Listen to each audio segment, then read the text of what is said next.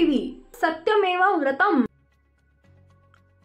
आता खरी शिवसेना आपलीच आहे, अजूनही शिंदे गट असे अनेक जण म्हणतात। तो शब्द आपण पुसून टाकला पाहिजे। नीलम गोरे, आता खरी शिवसेना आपलीच आहे, अजूनही शिंदे गट असे अनेक जण म्हणतात, पण गट हा आता शब्द आपण पुसून टाकला पाहिजे। निवडणुकीत शिवसेनेचं चिन्ह आणि शिवसेना हे आपल्याला मिळालेलं आहे। शिवसेनेचे चिन्ह धनुष्यबाण आपल्याला भेटलेलं आहे, असं वक्तव्य नीलम गोरे यांनी केलंय। त्या सांगलीमध्ये महिला मेळाव्यामध्ये बोलत होत्या।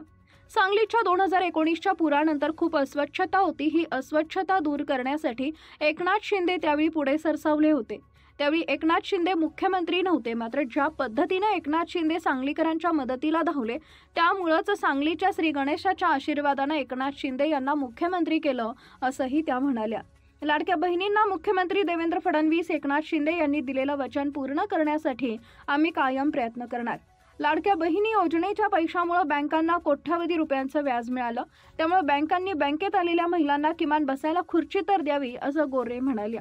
बचत गटाकडे जर कोण पैसे मागत असेल तर शिवरायांचं जे तत्व होतं की चुकीला माफी नाही, असा प्रयोग करायला एकनाथ शिंदेंना सांगायला पाहिजे, असंही गोरे म्हणाले। व्यासपीठावर बसलेले प्रत्येक जण अनेक वर्षापासून काम करतायत शिवसेनेचं। सांगली जिल्ह्याची परिस्थिती तुम्ही प्रतिकूल आहे मी अनेक वर्ष ऐकते। तिथे आपण अनेक आंदोलनं केली, शेतकऱ्यांच्या प्रश्नावरती आपण खूप लढलो, साखर कारखान्यांनी भाव द्यावा म्हणून सुद्धा शिवसैनिकांनी काम केलेलं आहे। आणि विशेष म्हणजे माननीय एकनाथजी शिंदे यांनी ज्या वेळेला शिवसेनेच्या मध्ये परत एक नवीन पर्व सुरू केलं, त्यामध्ये अनेक जणांच्या तोंडामध्ये शब्द येतो की शिवसेना शिंदे गट। मला असं वाटतं गट शब्द जो आहे तो पुसून टाकला पाहिजे। शिवसेनाच ही आपली आहे या दृष्टिकोनातून आपल्या बोलण्यामध्ये चर्चेमध्ये भूमिका झाली पाहिजे। कारण निवडणूक आयोगाने सुद्धा जो निर्णय दिलेला आहे त्याच्यानुसार निवडणुकीचं चिन्ह आणि शिवसेना हे नाव आपल्याला मिळालेलं आहे। आणि जेव्हा तुम्ही कार्यक्रमाला येता त्यावेळेला पुरुष वर्ग तर येतोच कार्यक्रमाला, पण स्त्रिया जेव्हा कार्यक्रमाला येतात त्यावेळेला ते एकटे आलेले नसतात, तर त्यांचं सगळं लहान मुलांना कधी एखाद्या नदीमधली कधीतरी होडी बघायची सवय होती, परंतु पुरांच्या प्रश्नावरती माननीय एकनाथ शिंदे ज्यावेळेला नगरविकास मंत्री झाले त्यावेळेला सुद्धा मला आठवतं की सांगलीत पूर आला होता आणि प्रचंड अस्वच्छता पडली होती। त्याला एकनाथजी शिंदे मुख्यमंत्री नव्हते, एकनाथजी शिंदे नगरविकास मंत्री होते। पण मी जेव्हा ठिकठिकाणी आपण पाहणी करायला गेलो आहोत तर त्यावेळेला लोक सगळे साफसफाई करत होते, सेवक कामगार, आणि त्यांना विचारलं की तुम्ही कुठून आलाय, तर त्यांनी सांगितलं की आम्ही ठाणे महानगरपालिकेचे कर्मचारी आहोत, पण सांगलीकरांसाठी धावून आलेले। मी तर असं म्हणेन की अशा गोरगरिबांसाठी अडचणीत सापडलेल्यांसाठी एकनाथ शिंदे धावून आले, म्हणूनच सांगलीच्या श्री गणेशाने आशीर्वाद देऊन त्यांना मुख्यमंत्री पदापर्यंत नेलं। कारण रावसाहेबजी सांगलीमधून आपल्याला आमदार मिळणार आहे की नाही याचा विचार शिंदे साहेबांनी केला नाही। बाळासाहेब ठाकरे यांचा तो विचार होता की हा शिवसैनिक माझा आहे, मग तो आमदार नसला खासदार नसला तरी आम्ही त्यांच्यासाठी काम करणार, आणि या भूमिकेतून आपण काम करत आलो। त्याच्यामुळे तुम्ही आता काही काळजी करायचं कारण नाही आहे। मला असं वाटतं की काही गोष्टीमध्ये आपण पुढे मारतो, चालतो, धावतो, खूप चालतो, पण तरीसुद्धा कर्ज केलं पाहिजे आणि ज्येष्ठ नागरिकांना मदतीसाठी गेलं पाहिजे।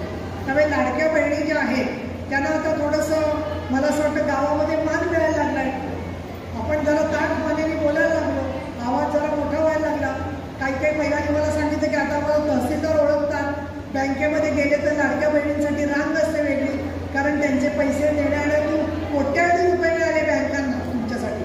तर त्या बँकांना पण सांगायची वेळ आलेली आहे की तुमच्या उद्योगधंद्यांसाठी आमचे जे पैसे तुमच्याकडे 8 दिवस 10 दिवस राहतात ते बघा, सगळे एवढे कोटी रुपये 45,000 कोटी रुपये या बँकांना मिळाले, त्याच्यामधून त्यांना कोट्यवधी रुपयाचं व्याज मिळालेलं आहे। तर बँकांची ही जबाबदारी आहे की त्यांनी गोरगरीब शेतकऱ्यांशी, आमच्या लाडक्या बहिणींशी, गोरगरीब माता भगिनींशी चांगलं वागलं पाहिजे।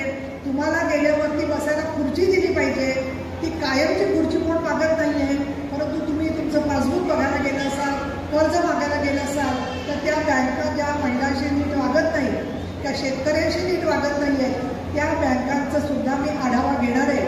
आताच मी चांडाळे यांना सांगितलं की सांगली महानगरपालिकेच्या मध्ये काय वाचले सकाळी चॅनेलवरती चालू होती की महिला बचत गटांची नोंदणी करून त्यांना सहकार्य करण्यासाठी जेव्हा त्या धर्मादाय आयुक्तांकडे गेल्या तेव्हा इथल्या धर्मादाय आयुक्तांनी त्यांच्याकडे 40,000 रुपये मागितले म्हणून त्यांना अटक झाली सांगलीमध्ये.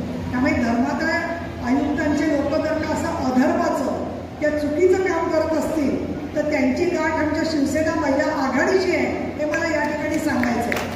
कारण गोरगरीब महिला मंडळ रजिस्टर करायला जातात, काहीतरी आपल्याला निधी मिळतोय का ते बघतात, त्यांचा निधी त्यांना बँकेत ठेवायचा असतो, तर त्याच्यासाठी त्यांना मार्गदर्शन करण्याच्या ऐवजी धर्मादाय आयुक्त बचत गटांकडे जर का पैसे मागत असतील तर छत्रपती शिवाजी महाराज जसं सांगायचे की या चुकीला माफी नाही, तसं त्या चुकीला माफी करायची नाही.